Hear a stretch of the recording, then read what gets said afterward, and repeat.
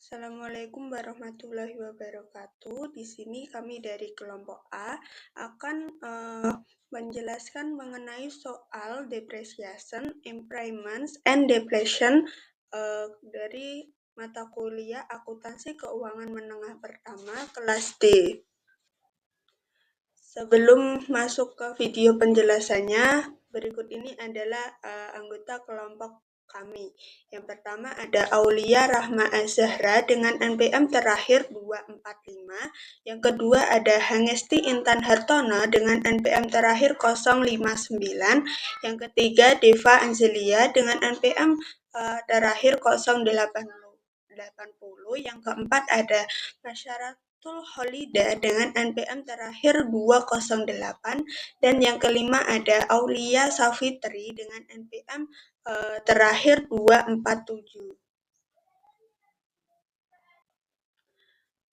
Selanjutnya adalah soal P11.1, yaitu Aladdin Company membeli mesin seharga 85.000 US dollar. Syarat kreditnya adalah 2/10 atau N/30, yaitu diskon 2% jika dibayar dalam 10 hari.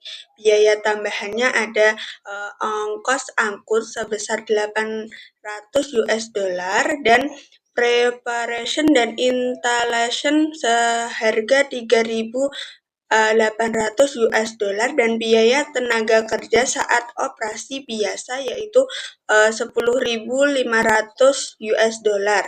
Ini tidak termasuk dalam biaya perolehan aset tetap karena ini bukan biaya pemasangan awal tapi biaya operasional.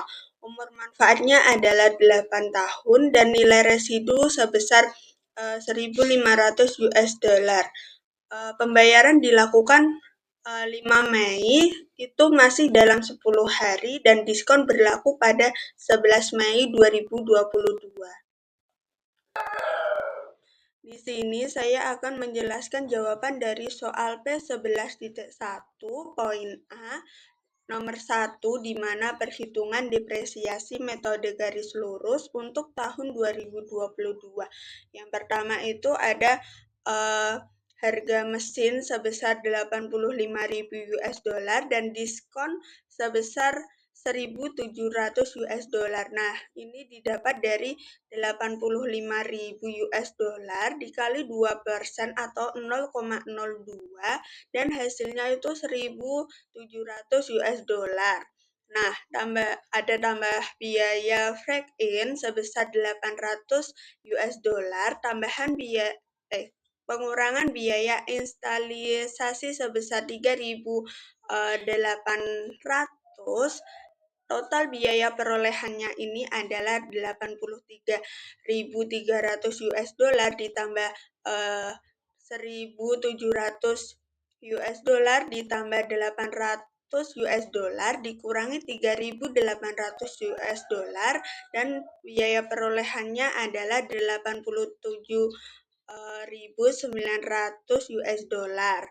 Nah, di sini berikutnya dikurangi oleh nilai residu sebesar 1.500 US dollar dan hasilnya adalah 86.400 US dollar. Ini disebut sebagai depreciation base.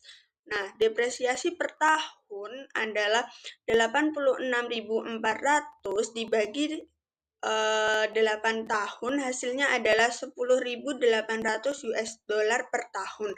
Karena mesin ini dibeli 1 Mei dan dihitung mulai dari bulan itu, maka pemakaian di tahun 2022 ada 8 bulan dari 12 bulan, yaitu 8/12 atau 2/3 tahun. Nah, perhitungan depresiasi tahun 2022 adalah 10.800 US dollar dikali 2/3, hasilnya adalah 7.200 US dollar. Jadi di sini selanjutnya saya akan menjelaskan soal A 2, yaitu perhitungan sum of the yardsticks untuk tahun 2022 dan 2023. Jadi biaya depresiasinya yaitu 86.400 US dollar. Ini diperoleh dari 87.900 US dollar dikurangi 1.500 US dollar. Nah, umur manfaat mesinnya adalah 8 tahun, jumlah angka tahunnya ada 36. Nah, tahun pertama 2022.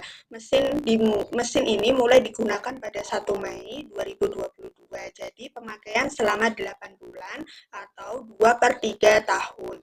Tahun pertama 8 per 36 dikali 86.400 US dollar, hasilnya adalah 19.200 US dollar, yaitu beban tahunan penuh. Karena hanya dipakai 8 bulan atau 2 per 3, maka depresiasi 2022 adalah 19.200 US dollar dikali 2 per 3, hasilnya adalah 2.800 US dollar.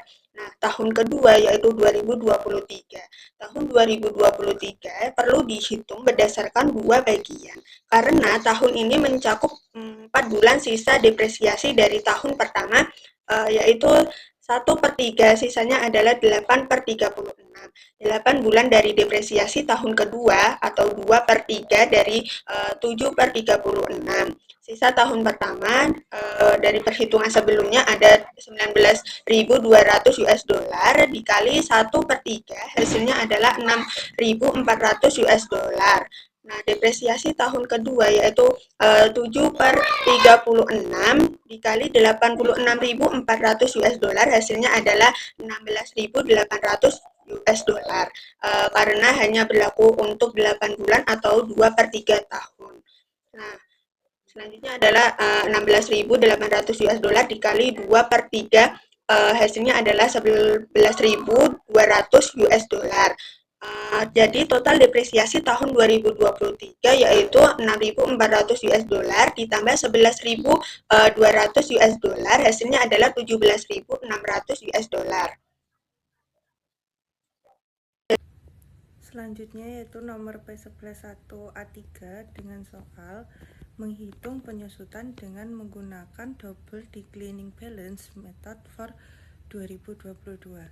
Nah, pertama-tama kita harus mengetahui terlebih dahulu jumlah dari nilai perolehan, yang mana nilai perolehan ini didapatkan dari harga dijumlahkan dengan biaya pengangkutan, dijumlahkan dengan biaya persiapan dan pemasangan, dijumlahkan dengan biaya tenaga kerja selama operasi produksi reguler, sehingga total dari nilai perolehan ini adalah sebesar 100.100 dolar.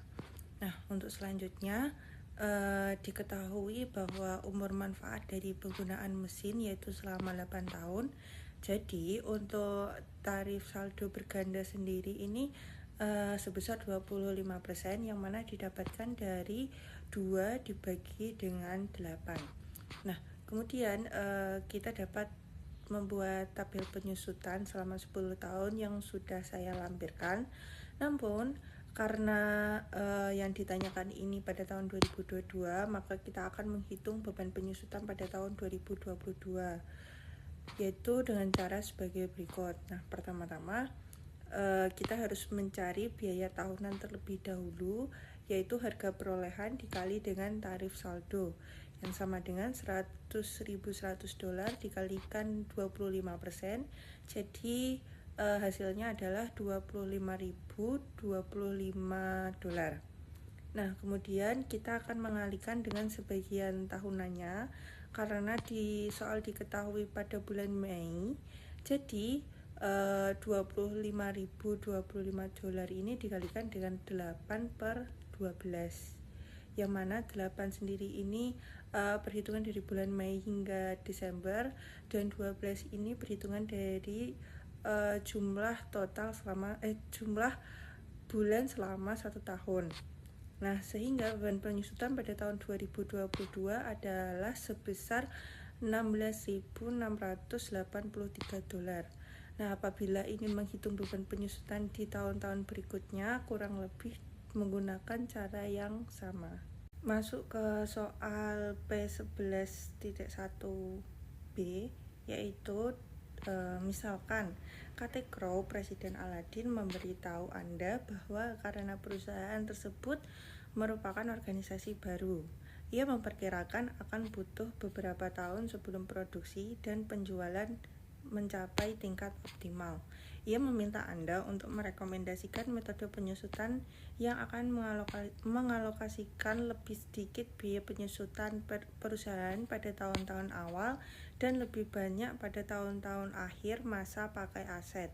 Metode apa yang akan Anda rekomendasikan? Jadi, metode yang akan saya rekomendasikan untuk dapat digunakan oleh KT Crow apabila ingin mengalokasikan lebih sedikit biaya penyusutan perusahaan pada tahun-tahun awal dan lebih banyak pada tahun-tahun akhir masa pakai aset adalah metode garis lurus atau straight line method.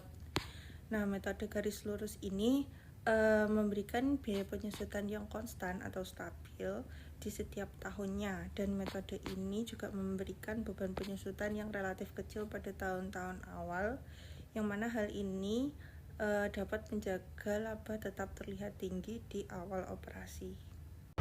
Pada soal P11.2, biaya peralatan yang dibeli di Charleston pada tanggal 1 Juni 2022 adalah 89.000 euro. Diperkirakan bahwa mesin tersebut akan memiliki nilai sisa sebesar 5.000 euro pada akhir masa pakainya. Masa pakai mesin ini diperkirakan selama 7 tahun. Total jam kerjanya diperkirakan 42.000 jam dan total produksinya diperkirakan 525.000 unit. Selama tahun 2022, mesin tersebut dioperasikan selama 6.000 jam dan menghasilkan 55.000 unit. Selama tahun 2023, mesin tersebut dioperasikan selama 5.500 jam dan memproduksi 48.000 unit.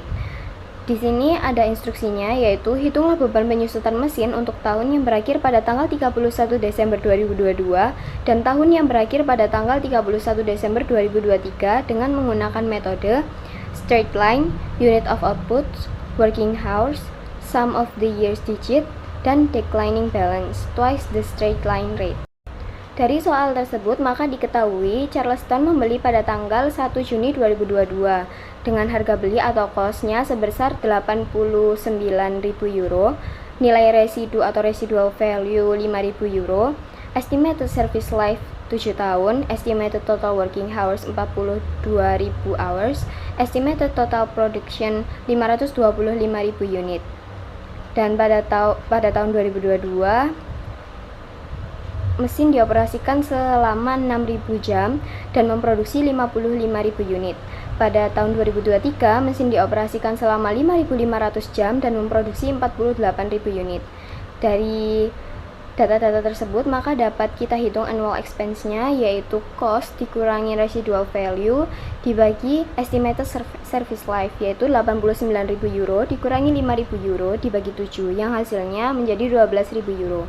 Maka dari annual expense tersebut dapat dihitung depreciation expense-nya, yaitu annual expense dikali per year, yaitu 7/12 pada tahun 2022, yaitu mulai bulan Juni sampai bulan Desember, yaitu depreciation expense-nya sebesar 7.000. Dan pada tahun 2023, depreciation expense-nya sama dengan annual expense, yaitu 12.000 euro. Kemudian yang selanjutnya yaitu unit of output, data yang diketahui sama dengan soal. Lalu maka dari situ dapat dihitung depreciation per unitnya terlebih dahulu, yaitu cost dikurangi nilai residu dibagi estimated total production, yaitu 89.000 euro dikurangi 5.000 euro dibagi 525.000, yaitu sama dengan 0,16 per unit. Lalu dapat dihitung unit of output-nya, yaitu pada tahun 2022 55.000 dari produksi yang dihasilkan pada tahun 2022 dikali depreciation per unitnya 0,16, yaitu 8.800 euro. Lalu pada tahun 2023 depreciation expense-nya yaitu dihitung dari produksi yang ada pada tahun 2023, yaitu sebanyak 48.000 dikali 0,16, yaitu hasilnya 7.680 euro. Baik, di sini saya akan menjelaskan poin C, yaitu working hours. Pertama, menghitung depresiasi per hour. Total cost ada 89.000, salvage value 5.000, total working horse 42.000, depreciation cost, total cost dikurangi self value, jadi hasilnya 84.000. Depreciation per hour, total depreciation cost dikurangi salvage value, jadinya 2. Depreciation for 2022 working horse in 2022 yaitu 6.000 horse. Depreciation for 2022 6.000 horse dibagi 2 yaitu 12.000. Depreciation for 2023 working horse in 2023 yaitu 5.500 horse. Depreciation for 2023 5.500 horse dibagi 2 yaitu 11.000. Selanjutnya adalah poin D, yaitu the sum of the years digit. Useful life 7 years, sum of the years digit 28. Depreciable cost, total cost 89.000, salvage value 5.000, depreciation cost yaitu sebesar 84.000. Depreciation for 2022 remaining useful life at the beginning of 2022 7 years. Fraction of depreciation for a full year in 2022 7/28. Fraction of the year used in 2022 7 months per 12 months sama dengan 7/12. Fraction of depreciation for 2022 7/12 dikali 7/12 sama dengan 0,1510. Depreciation for 2022 84.000 dikali 0,1510 sama dengan 12.684. Depreciation for 2023 remaining useful life at the beginning of 2023 yaitu 6 years. Fraction of this depreciation for 2023 6/28 sama dengan 0,2143. Depreciation for 2023 84.000 dikali 0,2143 sama dengan 17.976. Di sini saya akan menjawab pertanyaan P11.2 yang E, yaitu double declining method. Yang pertama, cost-nya atau biaya perolehannya sebesar 89.000, lalu ada residual value-nya sebesar 5.000, estimated life-nya sebesar 7 tahun, selama 7 tahun. Lalu kita mencari straight line methodnya untuk mencari rate DDB-nya. Straight line methodnya sebesar 12.000, yaitu cost-nya dikurangi dengan residual value lalu dibagi dengan estimated life. Lalu mencari rate double declining yaitu dengan cara 12.000 dari straight line method dibagi dengan 84.000 yaitu 89.000 dikurangi 5.000, lalu ketemu hasilnya 0,1428. Setelah itu 0,1428 ini dikali 2 hasilnya 0,2857, lalu 0,2857 dikali 100 untuk mencari persen hasilnya 28,57%. Cara mencari, nah di bawah itu adalah tabel penyusutan untuk tahun pertama dan tahun kedua. Yang tahun pertama itu untuk book value of asset first of year itu 89.000 dari cost-nya, karena double declining tidak dikurangin dengan residual value. Lalu rate on declining balance-nya sebesar 28,57%. Lalu portion of year-nya 7/12 karena karena dibeli pada bulan Juni, awal Juni, makanya 7/12 Juni ke Desember. Lalu depreciation expense-nya itu dari 89.000 dikali 28,57%, lalu dikali 7/12 hasilnya 14.800 832,59. Lalu book value end of year-nya itu didapat dari 89.000 dikurangin dengan depreciation expense yang menghasilkan 74.167,41. Lalu untuk tahun keduanya, book yang awal itu diambil dari book value end of year-nya, yaitu sebesar 74.167,41. Lalu portion of year-nya itu 12/12 karena full dari Januari ke Desember. Lalu depreciation expense-nya didapat dari 74.167,41 dikali dengan 28,57%. Hasilnya 21,189,63. Book value-nya itu didapat untuk tahun kedua didapat dari 74.167,41 dikurangin dengan 21.189,53. Hasilnya 52.977,78. Di sini saya sudah membuat soal materi depresi. Jadi, Main Orcraft mengakuisisi lahan tambang pada awal tahun 2019 dengan total biaya sebesar 1.750.000 dari 1.750.000. Dari jumlah tersebut, $340.000 dialokasikan sebagai nilai tanah dan sisanya untuk kandungan mineral dalam tambang.